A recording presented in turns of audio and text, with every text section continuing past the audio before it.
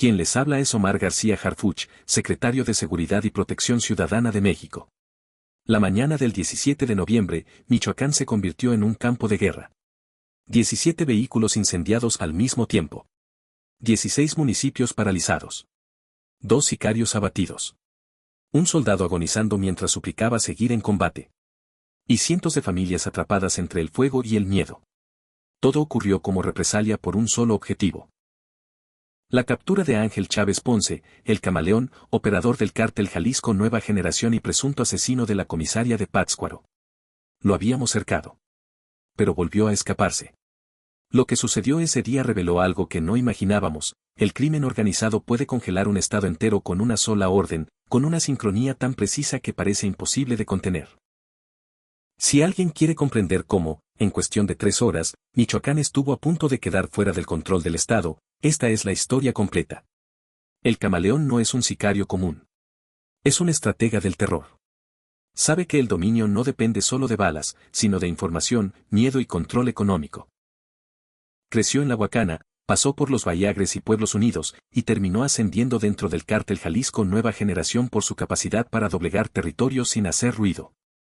Su especialidad jamás fue matar al azar, sino apropiarse de rutas, extorsionar a productores, someter economías agrícolas enteras y convertir cada kilómetro de carretera en una aduana criminal. Su influencia se extendía desde Salvador Escalante hasta Zamora, Uruapan, La Piedad y Vista Hermosa. Todas esas células respondían a una sola clave: Sombra Pátzcuaro activada. Fue detenido en 2024 por el asesinato de la comisaria Cristal García Hurtado, una mujer que se negó a inclinar la cabeza ante el cártel Jalisco Nueva Generación. Pero un juez lo liberó por un tecnicismo que destrozó cualquier confianza en la justicia. Salió de prisión más fuerte y más violento. Y esta vez, sin intención de esconderse. Durante semanas, lo vigilamos desde el aire con drones y sistemas térmicos. Cuando confirmamos que se ocultaba en una cabaña en las faldas del Cerro de la Cantera, ordené un operativo con las mejores unidades del ejército. No podíamos permitir otro escape. Planeamos cada movimiento, anticipamos resistencia, preparamos rutas de evacuación y cerramos el perímetro durante la noche. Pensamos que teníamos controlada la situación. Lo que no anticipamos fue la maquinaria de respuesta del camaleón. Una red que no improvisa, ejecuta. A las 6:50 de la mañana dimos la orden final de ascenso. El candor comenzó a subir la terracería mientras el sol apenas tocaba las piedras del cerro. Todo parecía bajo control. Pero a más de 30 kilómetros, la primera chispa del infierno ya había sido encendida. En la carretera Morelia-Quiroga, una camioneta arrojó gasolina sobre un tráiler estacionado y lo convirtió en un muro de fuego. Dejaron un mensaje manuscrito: no crucen. Territorio camaleón. Minutos después, en Tangamandapio, otro tráiler ardía. Los pobladores comenzaron a subir videos temblorosos: están bloqueando todo, no hay paso, nos van a matar aquí. Mientras tanto, en el cerro, nuestras tropas avanzaban sin imaginar lo que estaba por desatarse. El 911 colapsó con reportes de balaceras. Creímos que sería un enfrentamiento localizado. Estábamos equivocados. En menos de una hora, 16 ataques simultáneos convertirían al Estado en un tablero de guerra. A las 7:38 de la mañana, el primer disparo retumbó entre los árboles. Fue el aviso de que la cabaña estaba defendida por tiradores entrenados, posicionados para matar antes de permitir que nos acercáramos un metro más. Las ráfagas rebotaron en las piedras con una precisión que habló por ellos: no eran improvisados, estaban preparados para resistir hasta el último segundo. Y aunque todavía no lo sabíamos, ese era apenas el inicio del verdadero terror que estaba por desplegarse sobre toda la región. Los soldados descendieron de inmediato, tirándose al suelo entre la tierra húmeda y el olor creciente a pólvora. El aire se volvió espeso, cargado de polvo y miedo. En los primeros segundos del enfrentamiento, el teniente Santiago, apenas 27 años y 3 de servicio, cayó herido cuando un proyectil de alto calibre le atravesó el muslo. Su voz quebrada retumbó en la radio mientras gritaba que no tenían visual del enemigo. Un francotirador del ejército localizó la posición contraria usando visión térmica, pero muy pronto quedó claro que esto no era una respuesta improvisada. Era una emboscada diseñada con paciencia y conocimiento del terreno. Los hombres del camaleón habían esperado exactamente este momento. Durante 14 minutos que parecieron una eternidad, ambas líneas se mantuvieron detenidas, intercambiando fuego en un combate tan cerrado que avanzar o retroceder significaba morir. Los cerros vibraban con explosiones de artefactos caseros que retumbaban como truenos formándose sobre nuestras cabezas. Mientras eso ocurría, las comunidades cercanas vivían su propia pesadilla. Los techos temblaban, los niños lloraban escondidos bajo las camas y las familias se encerraban en silencio, rezando para que las balas no atravesaran sus paredes de madera. Una mujer grabó un video desde su cocina, temblando mientras decía que aquello se sentía como una guerra. A las 7:54 de la mañana, el combate cambió de rumbo. 2 hombres armados salieron corriendo desde la cabaña. Uno cayó fulminado por un disparo certero. El otro, herido en el abdomen, se arrastró hacia un barranco dejando un rastro de sangre. La unidad táctica avanzó con escudos balísticos para asegurar la estructura, sin saber que lo que encontrarían adentro revelaría la verdadera escala del enemigo al que enfrentábamos.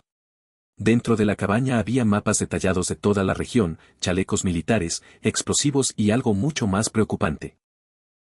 Una caja metálica con placas falsas, identificaciones clonadas y un teléfono aún encendido con mensajes cifrados. En la pantalla aparecía una frase repetida, una orden que cayó sobre nosotros como sentencia: si caigo, activen todo, fase 2, todos los puntos. 2 minutos después de leerlo, comenzaron a llegar reportes desde todos los frentes: bloqueos simultáneos, carreteras incendiadas, poblaciones aisladas, tráfico paralizado. El infierno había comenzado de forma sincronizada, y nosotros todavía seguíamos arriba del cerro, sin entender que capturar esa cabaña era exactamente el detonante que ellos necesitaban. Santiago, el teniente herido, fue evacuado a las 8:18. Sangraba tanto que tuvieron que presionar su pierna con vendajes improvisados. Aún así, gritaba que no lo sacaran del combate, que no lo dejaran mirar mientras su país ardía. Ese mismo instante, a unos pocos kilómetros, un anciano de Quiroga se refugiaba con su esposa y su nieta en el único cuarto sin ventanas de su casa, escuchando cómo los vehículos incendiados explotaban en la calle. La niña le preguntó si iban a morir, él no tuvo respuesta. En la carretera México-Guadalajara, una familia quedó atrapada entre 2 bloqueos ardientes. Sicarios los obligaron a abandonar su camioneta, revisaron la cajuela y después incendiaron el vehículo con los juguetes de los niños adentro. Uno de ellos les dijo que no lloraran, que no era contra ellos, como si eso significara algo frente al horror que presenciaban. La maestra Alicia Salgado se topó con un camión siendo incendiado mientras conducía rumbo a su escuela en una zona rural. Escribió un último mensaje para sus hijos antes de quedarse sin señal, convencida de que no saldría viva de aquel camino. Mientras el caos se expandía como incendio forestal, yo estaba en la base de la Guardia Nacional en Morelia recibiendo informes fragmentados. Ordené recuperar cada carretera, punto por punto, y mantener presencia permanente en cada tramo recuperado. Sabíamos el nombre del responsable. Sabíamos su método. Pero lo que no imaginábamos era el nivel de coordinación que estaba detrás de esta ofensiva. Lo que ocurriría más tarde en el kilómetro 15 de la carretera Quiroga-Pátzcuaro cambiaría por completo nuestra comprensión de las capacidades reales del cártel Jalisco Nueva Generación. Descubriríamos que todo lo que vivíamos había sido planeado con semanas de anticipación, pieza por pieza, por un hombre que no solo ejecuta órdenes, sino que diseña terror como quien traza un mapa. El camaleón no es un pistolero más. Es un arquitecto del miedo, capaz de modificar su aspecto, sus rutas y sus alianzas como si cambiara de piel. Su carrera criminal lo llevó de grupo en grupo hasta convertirse en jefe de plaza del cártel Jalisco Nueva Generación en la región lacustre, donde dominaba rutas, economías y comunidades enteras. Cada carretera era un punto de cobro ilegal. Cada pueblo, una caja registradora criminal. Incluso cuando había sido capturado meses atrás, su estructura no colapsó. Solo esperó, agazapada, hasta que un juez lo liberó. Y cuando salió, la maquinaria volvió a ponerse en marcha con una precisión que no habíamos visto jamás. Cuando aquel juez lo liberó alegando un tecnicismo absurdo, el camaleón no regresó a las sombras. Regresó al poder. Más rabioso, más inteligente y mucho más peligroso. Sus operadores no son delincuentes improvisados. Están entrenados para incendiar vehículos en menos de 2 minutos usando mezclas químicas preparadas, iniciadores profesionales y rutas de escape que atraviesan veredas donde ni los mejores sistemas satelitales pueden seguirlos. Lo que ocurrió ese día no fue un estallido impulsivo. Fue la ejecución de una maquinaria perfectamente coordinada. 16 municipios bloqueados, 17 incendios iniciados exactamente al mismo tiempo. Eso solo es posible con planificación previa, comunicación codificada y disciplina operativa. Las zonas donde actuaron no fueron elegidas al azar, cada punto, Sinsunzan, El Tigre, El Saus, Puerto de Lucas, Santa Fe de la Laguna, es un cuello de botella donde un solo vehículo en llamas puede ahorcar toda la movilidad del estado. No necesitan controlar cada kilómetro, solo los puntos que sostienen el flujo vital del territorio. Pero lo más revelador no fueron los incendios ni los muertos. Fue lo que encontramos después, dentro de una camioneta blindada calcinada en La Piedad. Allí, protegida del fuego, había una libreta plastificada con un mapa trazado a mano. Rutas marcadas con códigos, flechas, iniciales. Y en el centro, rodeado por un enorme círculo rojo, una frase escrita con tinta gruesa: Zona Cero. Cantera. Operación Respuesta. El camaleón no estaba reaccionando a nuestro operativo. Nos estaba esperando. Había diseñado una ofensiva completa con semanas, quizá meses, de anticipación. Y la confirmación estaba en la palabra que se repetía en todos los mensajes interceptados esa mañana: Eco Z activado. Era la señal que desataba todo. La gran pregunta era simple pero devastadora: ¿qué era exactamente Eco Z? No era una clave aislada ni un código rutinario. Era una operación criminal mayor que aún no habíamos identificado, una fase de expansión territorial y un protocolo de respuesta ante operativos federales. La respuesta llegó horas después, desde un punto que nadie esperaba. A las 3:42 de la tarde, mientras llevábamos casi 8 horas intentando sofocar el caos, un dron militar detectó algo inquietante en un claro oculto del cerro. Un camión de carga cubierto con lonas negras, parecía abandonado pero no lo estaba. Cuando la unidad táctica llegó al lugar y levantó las lonas, encontró armas de alto calibre, fusiles de precisión con silenciadores, explosivos improvisados, placas clonadas del ejército y una caja fuerte con un disco duro, una USB encriptada y otra libreta plastificada. Cuando los peritos lograron romper la encriptación, apareció lo impensable: una base de datos nacional. Rutas y carreteras de todo México, horarios de paso militar, ubicación exacta de retenes, cambios de guardia, identidades codificadas de mandos policiales vinculados al cártel y zonas marcadas como sin respuesta estatal. Lugares donde prácticamente no existe autoridad real. Una de esas zonas estaba justo en la frontera Michoacán-Guanajuato. Minutos después, justo ahí, ocurrió el siguiente golpe. El cártel Jalisco Nueva Generación bloqueó violentamente el tramo Pénjamo-La Piedad, incendiando tráileres y repitiendo exactamente el mismo patrón. No era un conflicto localizado. Era la expansión de un plan que había comenzado desde la madrugada. Eco Z no era una reacción al operativo, era la pieza central de una operación escalonada para desestabilizar la región. Y entonces llegó la confirmación más brutal. Una llamada anónima al 911 desde un teléfono público en Yuriria. Una voz distorsionada dijo una sola frase antes de colgar: él ya no está en Michoacán. Horas antes cruzó.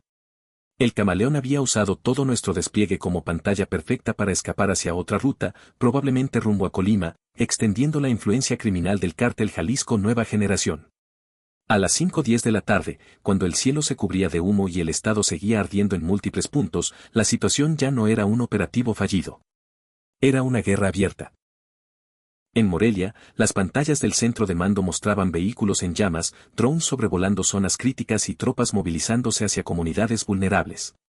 Desde Ciudad de México, tomé control total vía radio encriptada y ordené un protocolo que jamás habíamos activado: contención total. No era momento de pedir permisos ni refuerzos por vías lentas. Era momento de actuar. Ordené el despliegue inmediato de 48 unidades blindadas de la Guardia Nacional, 3 helicópteros artillados, drones de vigilancia continua y escuadrones tácticos especializados. La instrucción fue clara: ni un solo paso atrás. No íbamos a permitir que el crimen organizado volviera a trazar el mapa del país a su antojo. Desde la Sala de Situación de Seguridad Federal, supervisé cada movimiento en tiempo real. Analizamos rutas, monitoreamos células criminales, evaluamos condiciones y activamos un protocolo que había sido diseñado para un escenario extremo pero jamás utilizado: la red de cierre interestatal. Era el último recurso para contener una expansión criminal que, si no la deteníamos esa noche, podía cambiar el equilibrio de poder en todo México.